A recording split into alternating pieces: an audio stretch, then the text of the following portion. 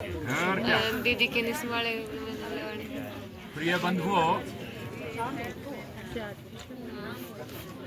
परम पिता परमात्मा की अपार कृपा से इस गृहस्थ आश्रम के प्रांगण में कन्या का पाणी ग्रहण संस्कार जो है वो संपन्न हो रहा है। अभी हुआ कुछ नहीं, ये कोई सा सोचना भी बस ब्याह होगा, अभी नहीं हुआ। शास्त्र इस बात की याद बताता है, कहते भाई अभी कुछ नहीं, तो फॉर्मेलिटी हैं। अब कुछ एक जीवन के लिए जब तक हमारा शर्तें जो है नहीं पूरी होती बोलो, तब तक जो है कुछ नहीं माना जाता। तो अब जो है कन्या वर कह रहा है कि भाई स्त्रीणाम स्थितिम वाम पार्श्वे कथम तम दक्षिणे सिद्धा मया विवाहिता दत्ता तब पित्रा च बंधुहि उत्तिष्ठ वाम भागम में पत्नी भावम भज प्रिय यत किंचित तब चिते अस्ति तद वदस्व ममाग्र। कहते भाई जब ये विवाह संस्कार पूरा हो गया, सब कुछ हो गया, तो उसके बाद जो है कन्या जो है वो वामांग में बैठती है आकर के। मगर तुम जो है अभी मेरे दक्षिण भाग में ही बैठी हो भाई, इसका क्या मतलब है?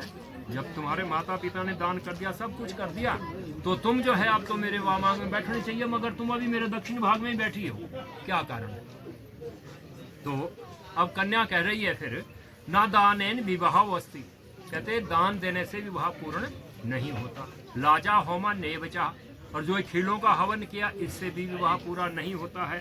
और विवाहस्तु तदाज्ञो यदा सप्त पदाक्रम, कहते विवाह संपूर्ण तब होता है कि जब वो 7 पद जो ये हमने चलाया ना, जब ये पूर्ण होते हैं तब विवाह संस्कार जो है कहते जो है पूर्ण माना जाता है। संतति में सत्य वाक्यानि त्वया ग्रहणानि सर्वदा एवं यदि प्रमाणन्ते वामांगम संभजाम्य हम, कहते भाई जीवन में भी इस विवाह संस्कार के अंतर्गत जब कुछ एक बातें ऐसी हैं जो जीवन में धारण करने वाली हैं, और जब तक उन बातों को नहीं माना जाता तब तक विवाह संस्कार जो है पूरा नहीं होता है। अब हमने जो है ये 7 ढेरियां लगाई यहाँ पर अन्न की, और 7 ढेरियां लगाने के बाद इनको खड़े करके हमने जो है वो एक एक कदम आगे चलाया, 7 कदम चलाया, तो ये 7 पद बोलते हैं इसको। और 7 पद जब होते हैं तब उसको सप्तपदी कहा जाता है, और तब वो विवाह संस्कार जो है कहते पूर्ण माना जाता है। तो अब इसमें जो है कहते जब हम खड़े किए और हमने एक कदम आगे बढ़ाया, तो क्या कहा कि एक मिखे विष्णु स्वानयतु, हे विष्णु स्वरूप वर मेरा पहला कदम जो है आज आपके घर की ओर बढ़ रहा है। इसलिए कि धनम धान्यम च मिष्ठानम व्यंजनादिम च यद गृहे, कि हे विष्णु स्वरूप वर मेरा पहला कदम जो आपके घर की ओर बढ़ रहा है कि आपके घर में जो है अन्न धन की वृद्धि हो, धन धान्य की वृद्धि हो, और हर प्रकार से जो है आज से जो है आपका घर जो है वो पूर्ण होना चाहिए। इसलिए जो है कहते मैं अपना पहला कदम जो है आगे बढ़ा रही हूँ। और फिर कहते दूसरा कदम और आगे बढ़ाते हैं, ओम द्वे ऊर्जे विष्णु स्वानयतु। अब जब दूसरा कदम और आगे बढ़ाया, हे विष्णु स्वरूप पर मैं फिर दूसरा कदम आगे बढ़ा रही हूँ। किस लिए कि गृहे कर्माणि सर्वाणि मया कार्याणि सर्वदा दासीव सर्वबंधूनां भाजनानि च आर्जये श्वशुर जेठम आजिनाज्ञां चितानुवर्तते भविष्यामि त्वया स्वामी कर्तव्यम पालनम मम। हे विष्णु स्वरूप पर मैं दूसरा कदम और बढ़ा रही हूँ। किस लिए कि गृहे कर्माणि सर्वाणि, मैं घर का जितना भी कार्य होगा उसको पूर्ण करने के लिए जो है मैं सक्षम हूँ। मेरे माता पिता ने मुझे इतना ये सक्षम बनाया है कि मैं हर कार्य को करने में जो है समर्थ हूँ, और हर प्रकार से आपकी आज्ञा का पालन करूंगी। बड़े ससुर जेठ जेठानी जो भी होगा उसका मान सम्मान करूंगी। मगर आपका क्या कर्तव्य है कि आपने सदैव मेरे साथ जो है वो मधुर भाषी बोलना है, मीठे वचन में बोलना है। ऐसा ना हो कि झड़क करके जो है वो आदमियों के सामने में जो है आप बोले तो उससे जो है फिर वो सारा काम गड़बड़ हो जाता है। इसलिए जो है भाई प्रेम भाव से जो है मेरे साथ बोलना है, इसलिए दूसरा कदम आगे बढ़ना है।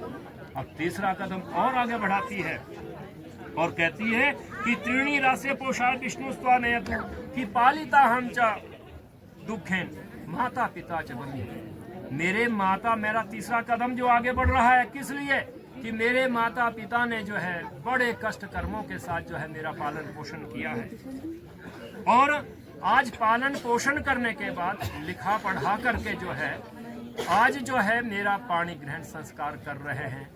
मेरा हाथ जो है आपके हाथ में दे दिया है। अब आज के बाद जो भी कुछ है ना वो सब आप हैं, मेरा कुछ नहीं है। मेरा सर्वस्व जो है आज आपको दान कर दिया है।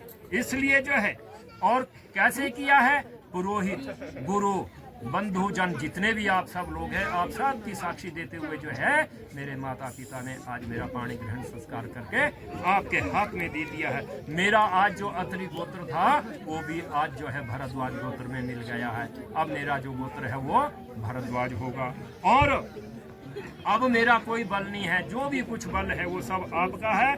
मैं आज से जो है आप लोग जो है कहते हैं भाई मेरी सेवा करें, मेरा जो भी कुछ है वो आप हैं, समय समय के अनुसार जो है वो करते रहें। और हर कदम में यही बात सामने आती है कि आपने जो है मधुर भाषी होकर के मीठे वचनों के साथ जो है मेरे से बोलना है।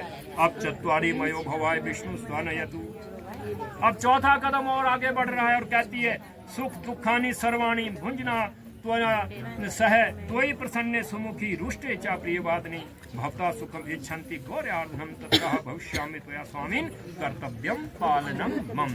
अब कहते हैं कि भाई चौथा कदम में और आगे बढ़ा रही हूँ। हे विष्णु स्वरूप वर, जीवन में आपके किसी भी प्रकार का कोई भी कष्ट आएगा, कोई भी विपत्ति आएगी, उसको दूर करने की जो है मैं सामर्थ्य रखती हूँ। उसके लिए जो है मैं माँ गौरी की पूजा करूँगी, और उस गौरी की पूजा करने से जो है बंधुओं, कन्या हो, कोई भी स्त्री हो, वो मनोवांछित फल को प्राप्त कर सकती है। जितना भी कठोर जो है वो कोई कार्य हो उसको जो है वो पूर्ण कर सकती है।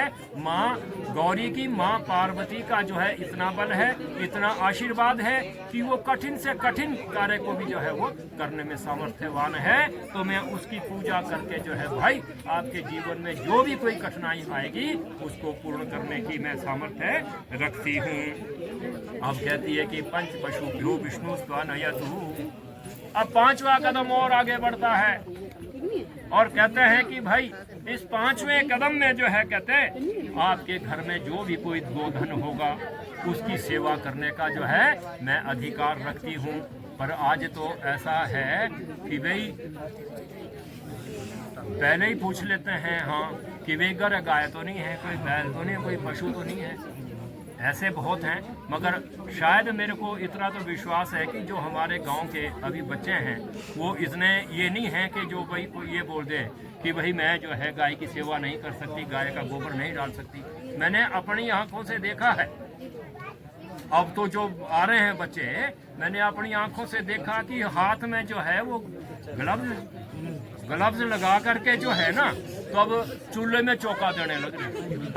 अब आप सोचो, गोबर फेंकेंगे तो ग्लव्स लगाने हैं, तब जो है वो गोबर फेंका जाएगा। मगर हमारा शास्त्र कहता है कि ओरे तुम्हारा दुर्भाग्य है। आज जो है ये बड़ा प्रत्यक्ष है, वैज्ञानिकों ने भी इसके ऊपर रिसर्च कर ली है, गोबर के ऊपर, गोमूत्र के ऊपर, कि भाई जितना भी ये हाथों में स्पर्श होगा उससे जो है ना जाने कितने प्रकार के कीटाणु जो है रोग जो है शमन होते हैं। और हम जो है वो दस्ताने लगा करके गोबर फेंक रहे हैं, लिपाई कर रहे हैं।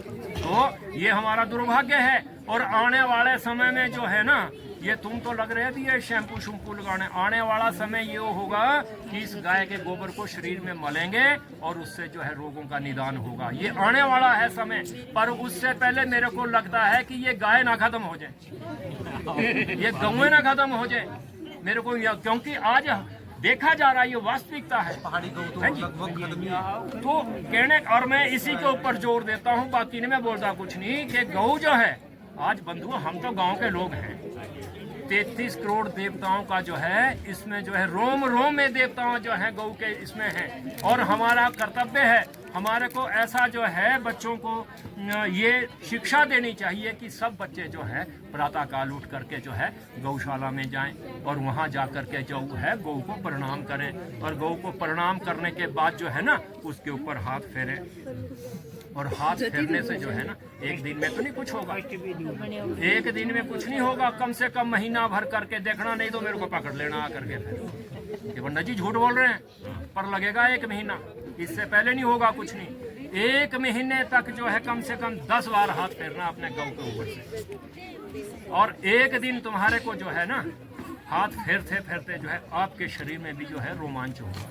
उस गाय का जो शक्ति है ना वो तुम्हारे शरीर में प्रवेश करेगी, पर करेगी वो तब जब तुम 1 महीना तक लगातार करेंगे। ये नहीं भाई बस आज कर रहे हो कल को तुम बोल रहे भाई पंडित जी तो हुआ ही नहीं, कुछ नहीं, क्योंकि हर चीज के लिए जो है समय लगता है। ये ना सोचो आज कोई भी ऐसा ये नहीं है कि भी शाम को करो और सुबह को ले लो, ऐसा कुछ नहीं है, करना पड़ेगा। हम आज जो है हर आदमी का यही एक ये है कि भाई राम राम जी। बहुत लोग जो हैं आज की इसमें भी ये बोलते हैं कि जी जब बूढ़े भी होने ना तब कोने में बैठे राम राम बोलो।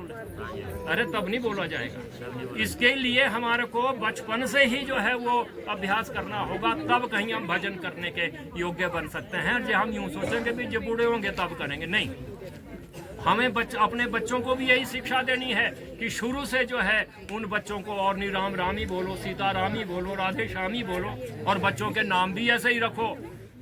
क्योंकि अगर हम अपने बच्चे को ही 10 बार 20 बार जो सुबह शाम तक पुकारेंगे ना तो वो बच्चे जो है भगवान के घर में हाजिरी लगेगी आपकी। ये ना समझो तुमने अपने बच्चे को पुकारा, उस परम पिता को प्रमुख जो है आपने पुकारा है। इसलिए जो है हमें ऐसी शिक्षा देनी है कि जो हमारे बच्चे जो है हम बच्चों के द्वारा जो है, नहीं तो आज तो जो है सिर्फ उसमें देखेंगे पहले कंप्यूटर इसमें मोबाइल में कि यार भाई क्या बच्चे का नाम क्या रखें, ये बड़ा।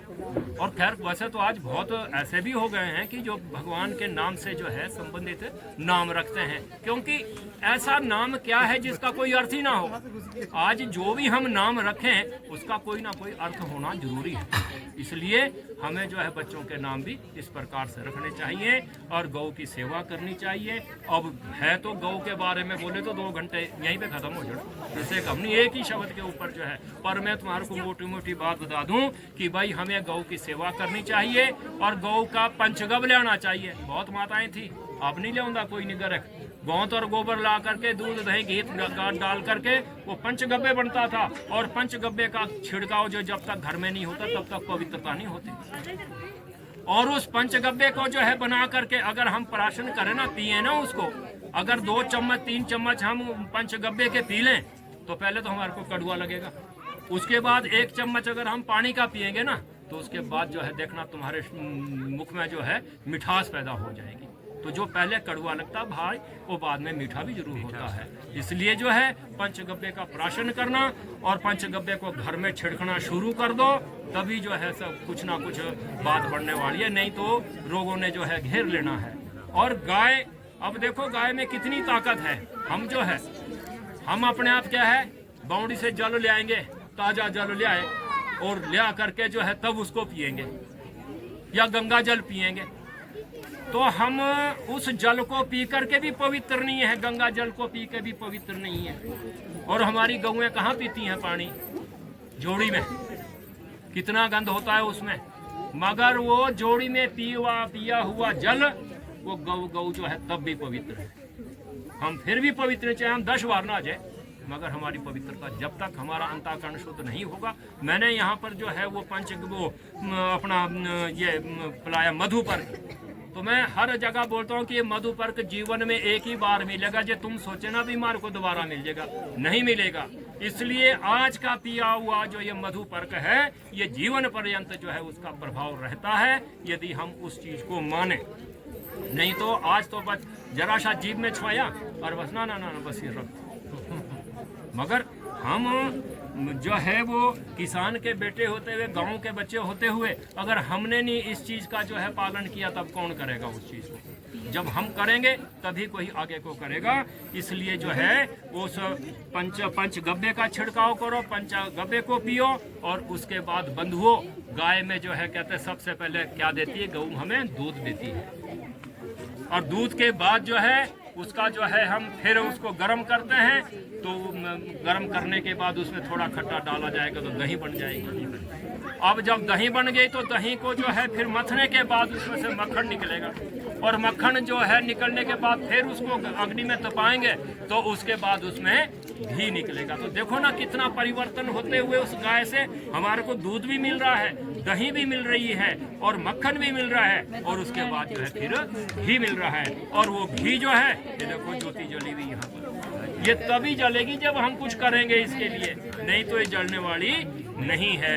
और ये ज्योति जो है हमारे को तो दिख रही है यो भाई, ये इतनी की जली हुई है, मगर ये जो ब्रह्मांड में प्रकाश देख रहे हैं वो सब इसी की करामात है बंधुओं। इसलिए जो है गौ से इतनी ये निकल रही है। अब गौ के गोबर से, गौ का गोबर का हम जो है उपला बनाते हैं, उसको आज बहुत जो है घर में अगर हम उसको जो है जलाएं, जला का अग्नि ये करके उसको जलाएं तो कई प्रकार के कीटाणु घर से जो है वो निकलते हैं, और उसके धुएं का भी जो धुआं है उससे सारी नेगेटिव जो है हमारी जो भी ऐसी है इनको पंडित जी ये सब कुछ दिखाइए ना, ये करने पंडित जी पे और उसके ऊपर थोड़ा सा भूषण डाल दिया जाए तो हमारे घर में किसी प्रकार का कोई भी ऐसा अनिष्ट नहीं हो सकता है। थोड़ा सा कपूर घी और उसको गोबर के ऊपर डाल करके उसको घर में जलाया जाए तो कई प्रकार की जो है ऐसे जो हैं सब होती हैं। तो बंधुओं ये है गौ की सेवा करने का प्रभाव। अब उससे आगे आता है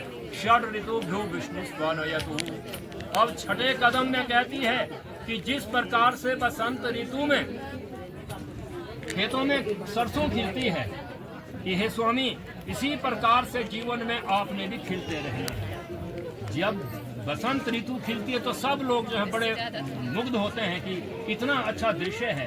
तो वो सरसों के दाने या सरसों जो है आज वो संकेत कर रही है यहाँ पर कि 6 ऋतुओं के अनुसार जो है आप मेरा पालन पोषण करें और सरसों की तरह जो है वो खिलते रहें ताकि जीवन जो है हमारा सफल हो जाए। और सातवें में जो है भाई हमें जो है हम जो भी काम करें उसमें हम एक दूसरे की सम्मति होनी हमारी जरूरी है। हम जब भी करें ये ना हो कि हम अकेले कोई भी धर्म काम करें। हम जब भी कोई यज्ञ करते हैं, कोई हवन करते हैं, कोई भी ये करते हैं तो हमें जो है इस प्रकार जैसा आज कार्य किया है ये जीवन पर्यंत तक हमारा कार्य होना चाहिए। ग्रंथि बंधन करते हुए तभी जो है हमारा कार्य पूर्ण होता है। और उसमें जो है 7वें कदम में ये भी बतलाया गया है कि हे विष्णु स्वरूप वर, आप जीवन में कभी भी ये बात ना बोलें कि तेरे माता पिता ने क्या किया। बंधुओं जब माता पिता ने जो है कन्या का दान ही कर दिया तो अब उसके बाद रह क्या गया। ये बहुत बड़ी बात है। ये जो भी कोई लोभ लालच या जो भी बात है वो हमारी अपनी संकीर्णता है। वास्तव में जब हमने एक कन्या का दान कर दिया है, सर्वस्व लुटा दिया है, इससे बढ़कर और क्या चीज होती है। इस दान के लिए जो है ये लगा हुआ है मंडप ऊपर, इस मंडप में सप्तऋषियों का आवाहन हुआ है और सप्तऋषियों के साथ आज हमारे स्कूल के जितने भी पितर हैं ना वो सब आज ऋषियों के साथ यहाँ इस मंडप में प्रवेश कर रहे हैं। और वो आज बड़े प्रसन्न हैं इस बात के लिए कि धन्य है ये परिवार, धन्य है हमारा कुल जहाँ आज जो है कन्यादान हुआ। इसके लिए बहुत ऋषि मुनि जो भी हैं बड़े तरसते हैं। और तो इसलिए जो है आज हमारे पितर भी जो है प्रसन्न होकर के जो है इस घर के